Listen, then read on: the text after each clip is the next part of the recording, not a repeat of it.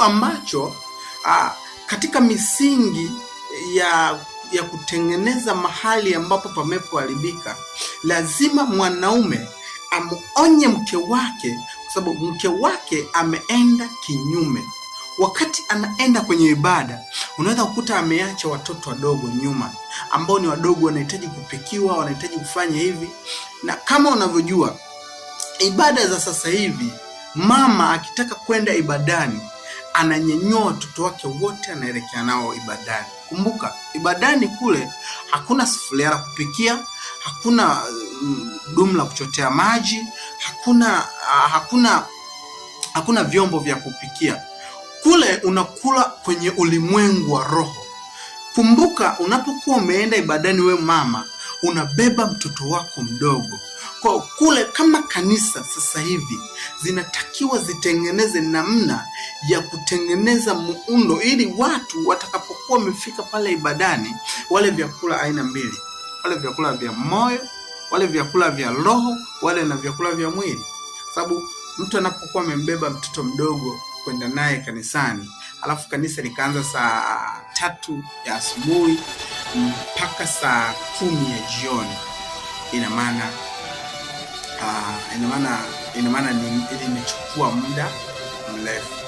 Sisemi kwa sababu naona labda ni sawa au ni haki, hapana, lakini najaribu kutazamisha baadhi ya mifumo ya makanisa, ili watu wanapoenda kanisani mapema, basi wakumbuke na kurejea kwenye majumba yao mapema. Haleluya.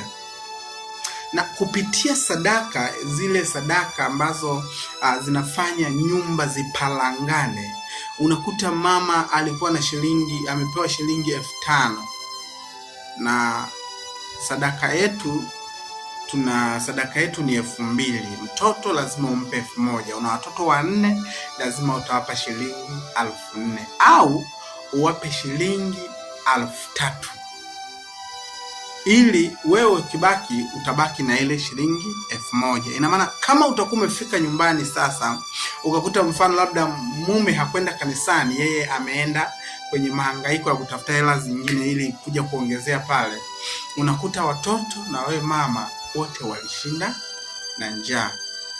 Kwa sababu kwenye ulimwengu wa roho huwezi kufananisha na mtoto, kwa sababu mtoto hawezi kuingia kwenye ulimwengu wa roho.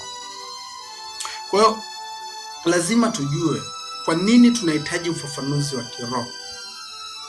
Ili tuende mbinguni, lazima tusiwe na mazoea ya hapa na hapa, yaani yale mazoea kwamba imezoeleka hivi.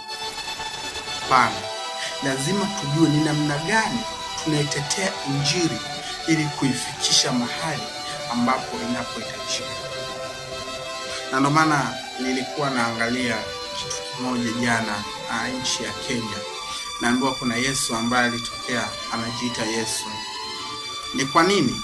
Ni kwa sababu dunia ya leo tulionayo ilishafika mwisho, yaani haiko karibu. Na ndio maana makanisa mengi ukiyatazama yako katika mifumo ya kupiga pesa, yaani hayako tena kiroho. Hapana, yako kwenye mifumo ya utafutaji wa pesa. Na ukiona kanisa linafikia kwenye upande wa kutafuta pesa, ina maana kanisa hilo sio mbaya, hapana, lakini ni namna ya kufanya kanisa liendelee kupata pesa. Sasa litakalia kupata pesa afu litasahau ufalme wa Mungu, kitu ambacho kwa watumishi ni hatari sana, kitu ambacho kwa watu waliookoka ni hatari sana, kitu ambacho kwa mtu anayemtegemea Mungu ni hatari sana. Kwa mimi nipende kukwambia kitu kimoja, lazima ujue ya kwamba muda wa kutoka ibadani ni saa ngapi, na muda wa kumwandalia mume wako ni saa ngapi, na muda wa kumwandalia wewe mwanaume, muda wa kumwandalia mke wako ni saa ngapi. Kabla hujatoka ibadani, lazima ujue kwamba kabla hujaenda ibadani ndio siku ambayo unaiandaa ibada kwa ajili ya ibada kesho. Lazima uhakikishe unaandaa, una mboga, una unga, una kila kitu ndani, ili utakapoenda ibadani, hata ukichelewa ibadani, ujue kabisa kwamba mimi nilikwisha kuandaa kila kitu. Basi kwa kusema hayo, napenda nimshukuru sana Mungu kwa siku hii ya leo. Kama nilivyokuambia, naitwa Mtumishi Zakaria. Niko hapa, napatikana hapa. Mtu yote ambaye ana shida na mimi, namba yangu ya simu iko hapo juu. Unaweza ukanipigia, tukaongea, tukaomba pamoja. Mungu akubariki na kutakia usiku mwema.